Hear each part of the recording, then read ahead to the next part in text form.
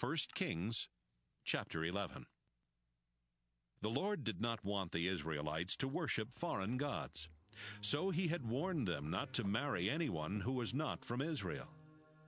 Solomon loved his wife, the daughter of the king of Egypt, but he also loved some women from Moab, Ammon, and Edom, and others from Sidon and the land of the Hittites. 700 of his wives were daughters of kings, but he also married 300 other women. As Solomon got older, some of his wives led him to worship their gods. He wasn't like his father David, who had worshipped only the Lord God. Solomon also worshipped Astarte, the goddess of Sidon, and Milcom, the disgusting god of Ammon. Solomon's father had obeyed the Lord with all his heart, but Solomon disobeyed and did what the Lord hated. Solomon built shrines on a hill east of Jerusalem to worship Chemosh, the disgusting god of Moab, and Molech, the disgusting god of Ammon. In fact, he built a shrine for each of his foreign wives, so all of them could burn incense and offer sacrifices to their own gods. The Lord God of Israel had appeared to Solomon 2 times and warned him not to worship foreign gods. But Solomon disobeyed and did it anyway. This made the Lord very angry, and he said to Solomon, "You did what you wanted, and not what I told you to do. Now I'm going to take your kingdom from you and give it to one of your officials. But because David was your father, you will remain king as long as you live. I will wait until your son becomes king. Then I will take the kingdom from him. When I do, I will still let him rule one tribe, because I have not forgotten that David was my servant, and Jerusalem is my city." Hadad was from the royal family of Edom, and here is how the Lord made him Solomon's enemy. Sometime earlier, when David conquered the nation of Edom, Joab, his army commander, went there to bury those who had died in battle. Joab and his soldiers stayed in Edom 6 months, and during that time they killed every man and boy who lived there. Hadad was a boy at the time, but he escaped to Midian with some of his father's officials. At Paran, some other men joined them, and they went to the king of Egypt. The king liked Hadad and gave him food, some land, and a house, and even let him marry the sister of Queen Tahpenes. Hadad and his wife had a son named Ginubath, and the queen let the boy grow up in the palace with her own children. When Hadad heard that David and Joab were dead, he said to the king, "Your Majesty, please let me go back to my own country." "Why?" asked the king. "Do you want something I haven't given you?" "No, I just want to go home." Here is how God made Rezon, son of Eliada, an enemy of Solomon. Rezon had run away from his master, King Hadadezer of Zobah. He formed his own small army and became its leader after David had defeated Hadadezer's troops. Then Rezon and his army went to Damascus, where he became the ruler of Syria and an enemy of Israel. Both Hadad and Rezon were enemies of Israel while Solomon was king, and they caused him a lot of trouble. Jeroboam was from the town of Zeradah in Ephraim. His father Nebat had died, but his mother Zeruiah was still alive. Jeroboam was one of Solomon's officials, but even he rebelled against Solomon. Here is how it happened. While Solomon's workers were filling in the land on the east side of Jerusalem and repairing the city walls, Solomon noticed that Jeroboam was a hard worker, so he put Jeroboam in charge of the workforce from Manasseh and Ephraim. One day when Jeroboam was leaving Jerusalem, he met Ahijah, a prophet from Shiloh. No one else was anywhere around. Suddenly, Ahijah took off his new coat and ripped it into 12 pieces. Then he said, "Jeroboam, take 10 pieces of this coat, and listen to what the Lord God of Israel says to you.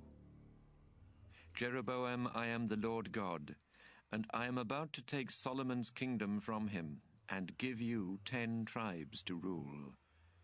But Solomon will still rule 1 tribe, since he is the son of David my servant, and Jerusalem is my chosen city. Solomon and the Israelites are not like their ancestor David. They will not listen to me, obey me, or do what is right. They have turned from me to worship Astarte, the goddess of Sidon, Chemosh, the god of Moab, and Milcom, the god of Ammon. Solomon is David's son, and David was my chosen leader who did what I commanded. So I will let Solomon be king until he dies. Then I will give you 10 tribes to rule, but Solomon's son will still rule 1 tribe. This way, my servant David will always have a descendant ruling in Jerusalem, the city where I have chosen to be worshipped. You will be king of Israel and will rule every nation you want. I'll help you if you obey me. And if you do what I say, as my servant David did, I will always let someone from your family rule in Israel, just as someone from David's family will always rule in Judah. The nation of Israel will be yours. I will punish the descendants of David, but not forever. When Solomon learned what the Lord had told Jeroboam, Solomon tried to kill Jeroboam. But he escaped to King Shishak of Egypt and stayed there until Solomon died. Everything else Solomon did while he was king is written in the book about him and his wisdom. After he had ruled 40 years from Jerusalem, he died and was buried there in the city of his father David. His son Rehoboam then became king. 1 Kings, chapter 12. Rehoboam went to Shechem, where everyone was waiting to crown him king.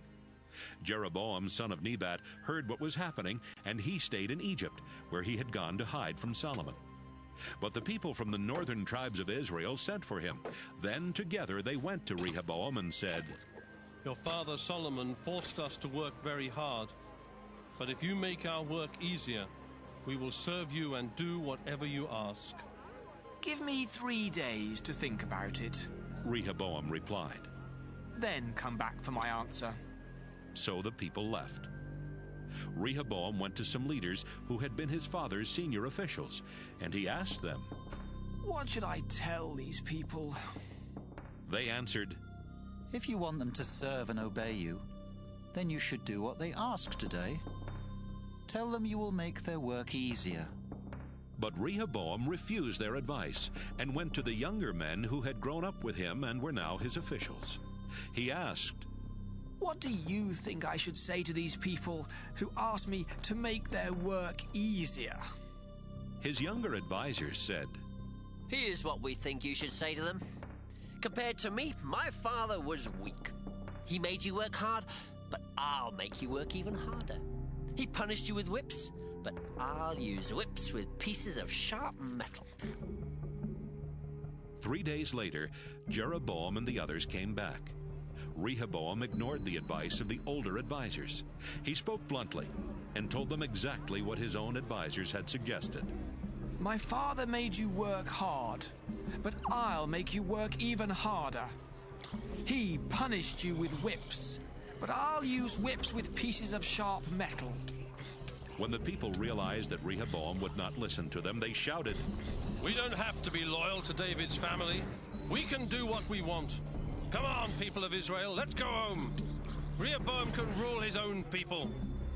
Adoniram was in charge of the forced labor, and Rehoboam sent him to talk to the people. But they stoned him to death. Then Rehoboam ran to his chariot and hurried back to Jerusalem. So the people from the northern tribes of Israel went home, leaving Rehoboam to rule only the people from the towns in Judah. Ever since that day, the people of Israel have opposed David's family in Judah. All of this happened just as the Lord's prophet Ahijah had told Jeroboam. When the Israelites heard that Jeroboam was back, they called everyone together. Then they sent for Jeroboam and made him king of Israel. Only the people from the tribe of Judah remained loyal to David's family. After Rehoboam returned to Jerusalem, he decided to attack Israel and take control of the whole country. So he called together 180,000 soldiers from the tribes of Judah and Benjamin. Meanwhile, God told Shemaiah the prophet to give Rehoboam and everyone from Judah and Benjamin this warning. Don't go to war against the people from Israel. They are your relatives. Go home. I am the Lord, and I made these things happen." Rehoboam and his army obeyed the Lord and went home. Jeroboam rebuilt Shechem in Ephraim and made it a stronger town. Then he moved there. He also fortified the town of Penuel. One day, Jeroboam started thinking. Everyone in Israel still goes to the temple in Jerusalem to offer sacrifices to the Lord. What if they become loyal to David's family again? They'll kill me and accept Rehoboam as their king. Jeroboam asked for advice and then made 2 gold statues of calves. He showed them to the people and said, "Listen, everyone. You won't have to go to Jerusalem to worship anymore. Here are your gods who rescued you from Egypt." Then he put one of the gold calves in the town of Bethel. He put the other one in the town of Dan, and the crowd walked out in front as the calf was taken there. What Jeroboam did was a terrible sin. Jeroboam built small places of worship at the shrines and appointed men who were not from the tribe of Levi to serve as priests. He also decided to start a new festival for the Israelites on the 15th day of the 8th month, just like the one in Judah. On that day, Jeroboam went to Bethel and offered sacrifices on the altar to the gold calf he had put there. Then he assigned the priests their duties. 1 Kings chapter 13. One day Jeroboam was standing at the altar in Bethel, ready to make an offering. Suddenly one of God's prophets arrived from Judah and shouted, "The Lord sent me with a message about this altar.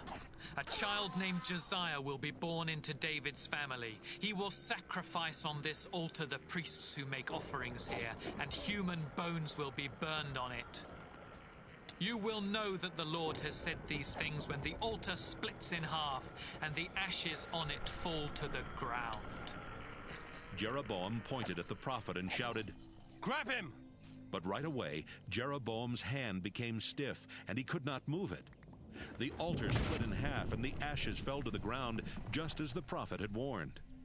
"Please pray to the Lord your God and ask him to heal my hand," Jeroboam begged. The prophet prayed, and Jeroboam's hand was healed. "Come home with me and eat something," Jeroboam said. "I want to give you a gift for what you have done." "No, I wouldn't go with you even if you offered me half of your kingdom. I won't eat or drink here either. The Lord said I can't eat or drink anything, and that I can't go home the same way I came."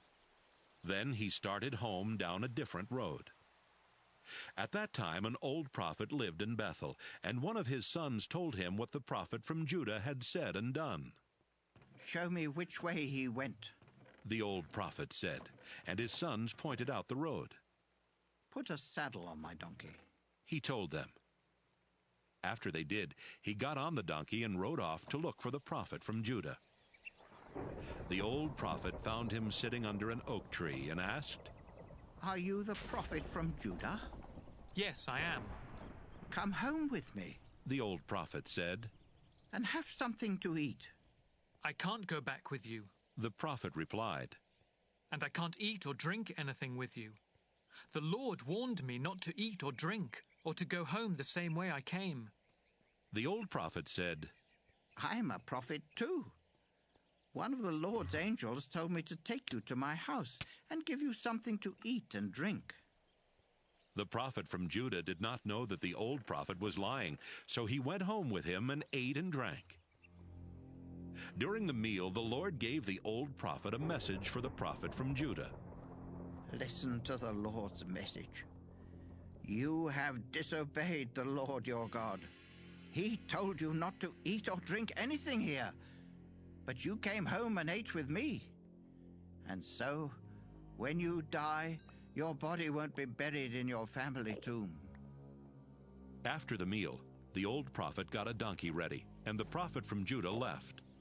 Along the way, a lion attacked and killed him, and the donkey and the lion stood there beside his dead body. Some people walked by and saw the body with the lion standing there. They ran into Bethel, telling everyone what they had seen. When the old prophet heard the news, he said, "That must be the prophet from Judah. The Lord warned him, but he disobeyed. So the Lord sent a lion to kill him." The old prophet told his sons to saddle his donkey, and when it was ready, he left. He found the body lying on the road with the donkey and the lion standing there. The lion had not eaten the body or attacked the donkey. The old prophet picked up the body, put it on his own donkey, and took it back to Bethel so he could bury it and mourn for the prophet from Judah. He buried the body in his own family tomb and cried for the prophet. He said to his sons, "When I die, bury my body next to this prophet. I am sure that everything he said about the altar in Bethel and the shrines in Samaria will happen." But Jeroboam kept on doing evil things. He appointed men to be priests at the local shrines, even if they were not Levites. In fact, anyone who wanted to be a priest could be one. This sinful thing led to the downfall of his kingdom. 1 Kings chapter 14. About the same time, Abijah, son of Jeroboam, got sick. Jeroboam told his wife, "Disguise yourself, so no one will know you're my wife. Then go to Shiloh, where the prophet Ahijah lives. Take him 10 loaves of bread, some small cakes, and honey, and ask him what will happen to our son. He can tell you, because he's the one who told me I would become king." She got ready and left for Ahijah's house in Shiloh. Ahijah was now old and blind, but the Lord told him, Jeroboam's wife is coming to ask about her son. I will tell you what to say to her. Jeroboam's wife came to Ahijah's house, pretending to be someone else. But when Ahijah heard her walking up to the door, he said, "Come in. I know you're Jeroboam's wife. Why are you pretending to be someone else? I have some bad news for you. Give your husband this message from the Lord God of Israel.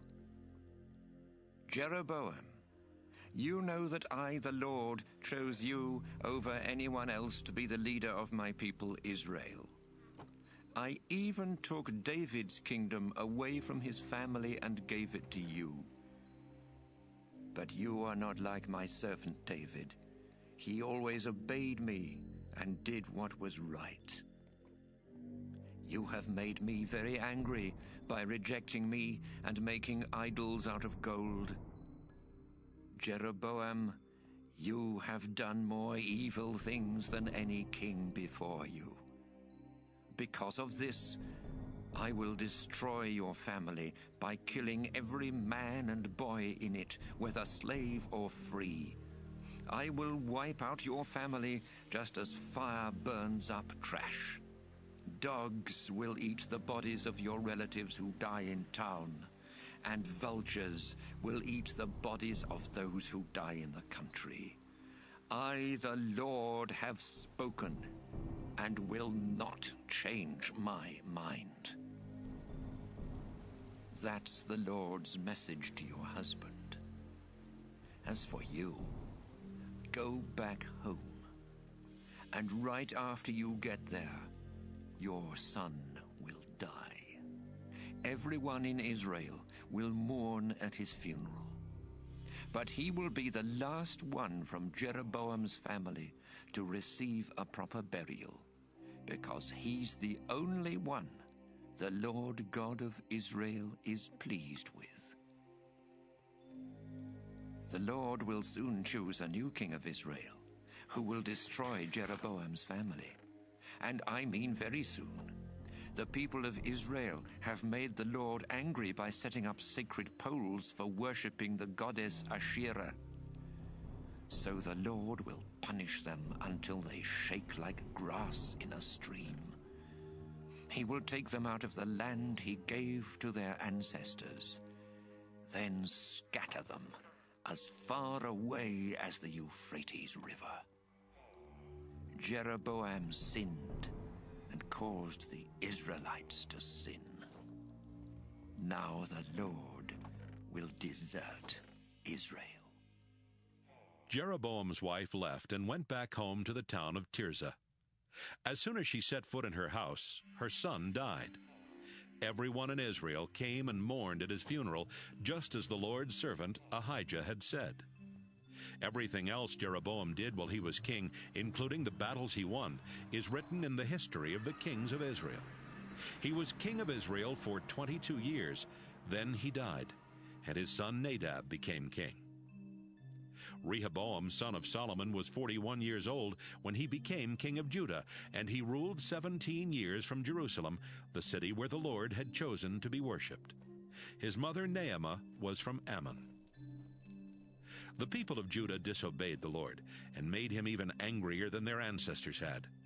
They also built their own local shrines and stone images of foreign gods, and they set up sacred poles for worshiping the goddess Asherah on every hill and in the shade of large trees.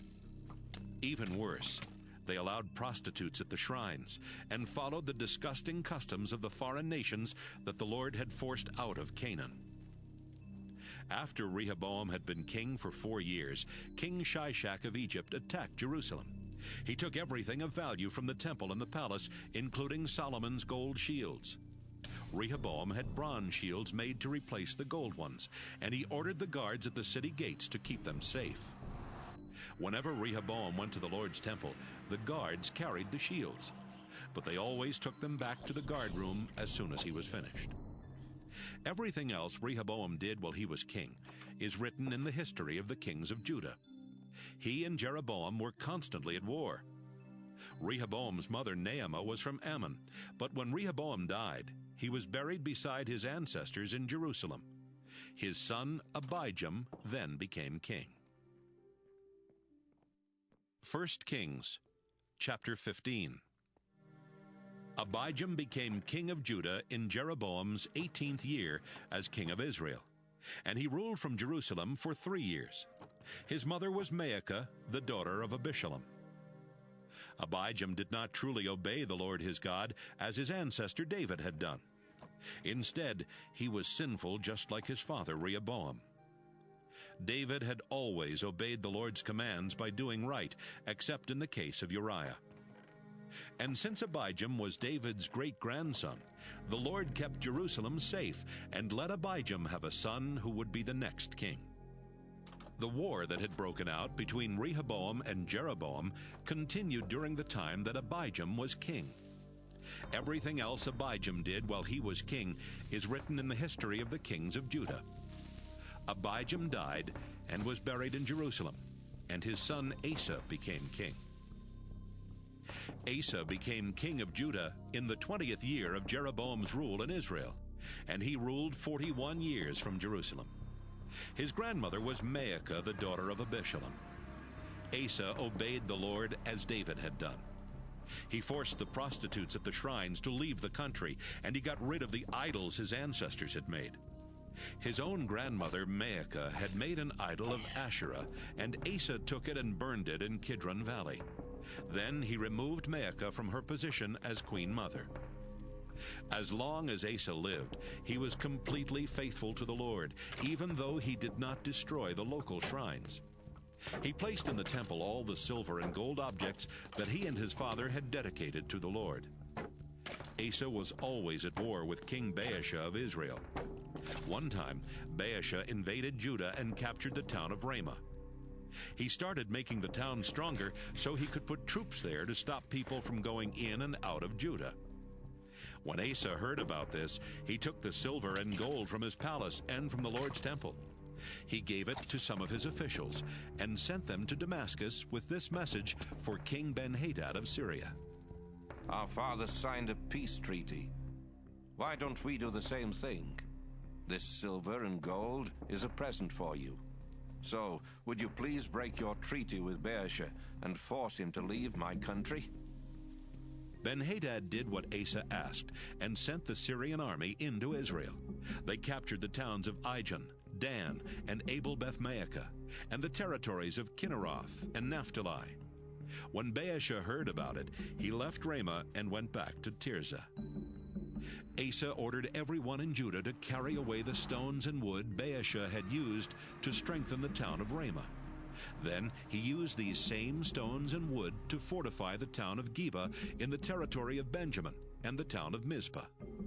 Everything else Asa did while he was king, including his victories and the towns he rebuilt, is written in the history of the kings of Judah. When he got older, he had a foot disease. Asa died and was buried in the tomb of his ancestors in Jerusalem. His son Jehoshaphat then became king. Nadab, son of Jeroboam, became king of Israel in Asa's second year as king of Judah, and he ruled 2 years. Nadab disobeyed the Lord by following the evil example of his father, who had caused the Israelites to sin. Baasha, son of Ahijah, was from the tribe of Issachar, and he made plans to kill Nadab. When Nadab and his army went to attack the town of Gibbethon in Philistia, Baasha killed Nadab there. So in the 3rd year of Asa's rule, Baasha became king of Israel. The Lord's prophet Ahijah had earlier said, "Not one man or boy in Jeroboam's family will be left alive." And as soon as Baasha became king, he killed everyone in Jeroboam's family, because Jeroboam had made the Lord God of Israel angry by sinning and causing the Israelites to sin. Everything else Nadab did while he was king is written in the history of the kings of Israel. King Asa of Judah and King Baasha of Israel were always at war. Baasha, son of Ahijah, became king of Israel in Asa's 3rd year as king of Judah, and he ruled 24 years from Tirzah. Baasha also disobeyed the Lord by acting like Jeroboam, who had caused the Israelites to sin.